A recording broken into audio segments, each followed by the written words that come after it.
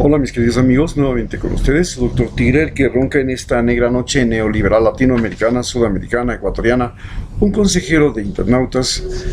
médico que ha trabajado en los Andes, las selvas de la Amazonía, la costa del Pacífico e inclusive ha trabajado en Rusia cuando recién nacía la Federación de Rusia y se terminaba la Unión Soviética. A partir de esto podemos decir que hay una visión de la realidad un poco diferente, porque mi visión ha partido de hechos contundentes como por ejemplo la guerra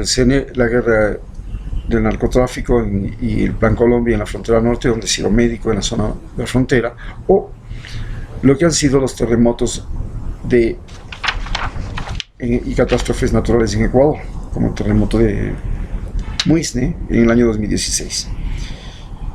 Para entender ahora lo que está pasando y lo que estamos viviendo en el mundo y en este momento, cuando ya estamos en prácticamente el séptimo mes de la pandemia, podemos entender que las cosas se están estructurando en el mundo de una manera especial, y en esas cosas que están sucediendo en el mundo, nosotros, como todos los países, estamos viviendo una situación de transformación. Esta transformación nos lleva a que los sistemas políticos, los sistemas educativos, los sistemas sociales, los sistemas de atención médica comiencen a cambiar y se den grandes cambios que ya estamos verificando y estamos comprobando cuando vemos que las escuelas del milenio, una gran inversión,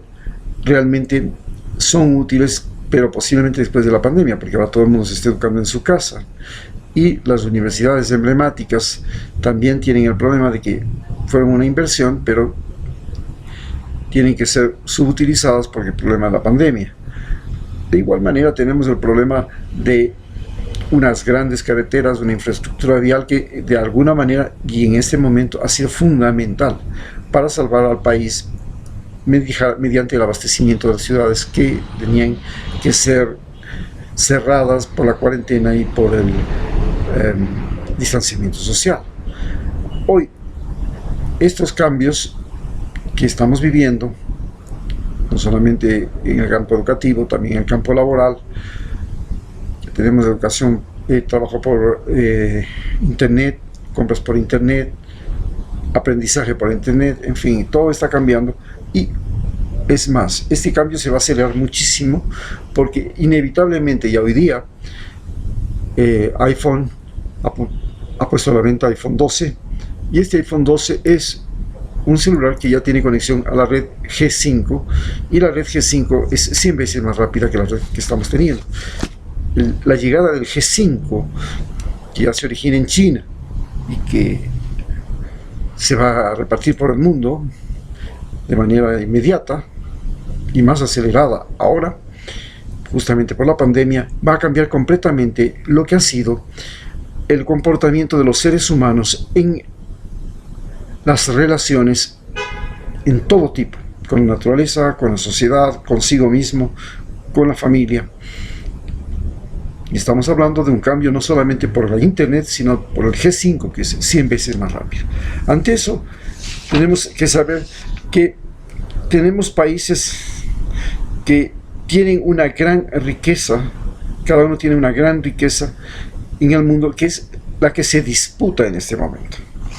¿Cuál es la riqueza que está en disputa en este momento? La primera, pues, la riqueza de las materias primas, que el mayor productor es América Latina, África, pero estas materias primas han aumentado bruscamente su demanda en Asia, y Europa y Estados Unidos tienen también una gran demanda de materias primas, por lo cual ya existe una disputa, y esta disputa lo estamos viendo cuando hay un problema en Venezuela, y ese problema es por el petróleo de Venezuela. Estamos viendo que hay un problema en Afganistán, en Irán e Irak, todo es por el material petrolero. Sin embargo, estos recursos energéticos están cambiando. Es una sociedad que estuvo, después de la posguerra, prácticamente el siglo XX fue el siglo del petróleo. Entonces la dependencia del petróleo pasó a ser tan grande que se dieron guerras por el petróleo, que son las que están viviéndose todavía en comienzos del siglo XXI. Pero en este momento ya hay una energía nuclear que no es contaminante, que es muy fácil de desarrollarla, e inclusive hay un muchacho que ha hecho en su casa un experimento de fusión nuclear, ni siquiera fisión, fusión nuclear, y tenía 12 años y compró las piezas en ferreterías, siguió los manuales y logró hacer fusión nuclear en su casa. Entonces la energía nuclear, la energía de fisión y de fusión, parece que van a ser el gran recurso que tienen sobre todo los países desarrollados, porque ellos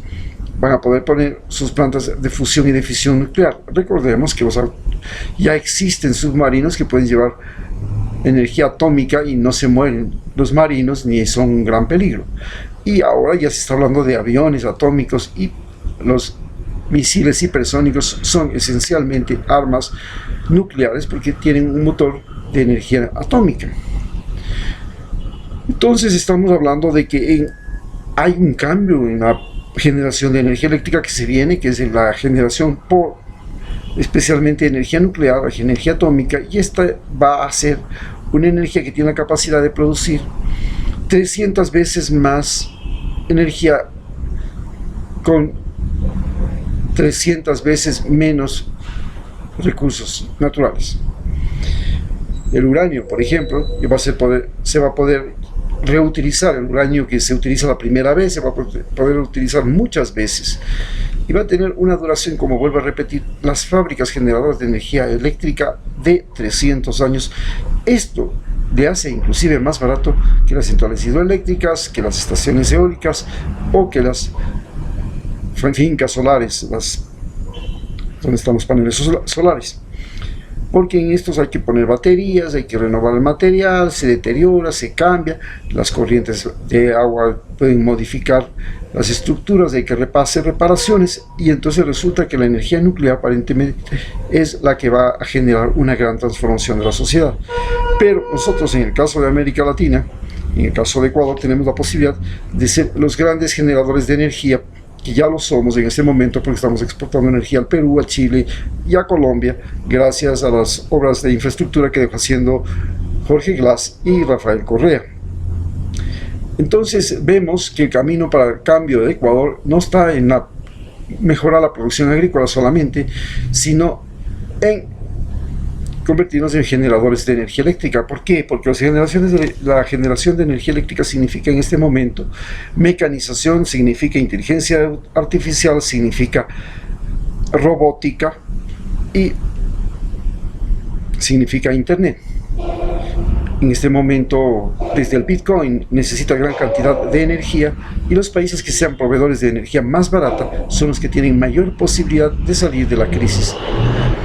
En cambio, en el caso de la población, en lo que se refiere a población económicamente activa, tenemos un problema muy serio, porque tenemos en América Latina pues una población económicamente activa, educada, con nuevas necesidades que se han ido incrementando de manera brusca, y vivimos una nueva pobreza en la que ya no es la pobreza del individuo que no tiene educación, que no tiene salud, que no tiene recursos, instrumentos para trabajar. Es una nueva pobreza de gente que ha sido educada, los países han educado a su población, ha recibido alimentación, salud,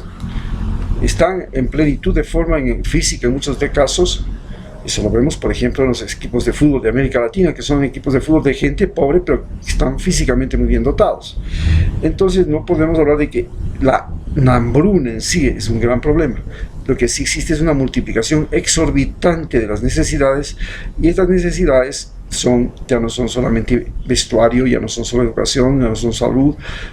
también son recreación, también son información, también son entretenimiento, y todo eso aumenta la demanda de productos y de materias primas, y produce un gran deterioro ambiental, porque la gente quiere comer carne, pero ya no hay más carne, Entonces tenemos una gran situación, quiere viviendas, invade territorios agrícolas, y esto crea conflicto. Por eso, por ejemplo, en el caso de Ecuador, se hace necesario ya no tener solamente zonas protegidas silvestres, sino que tenemos que tener ya zonas protegidas agrícolas y zonas protegidas ganaderas, zonas protegidas pesqueras,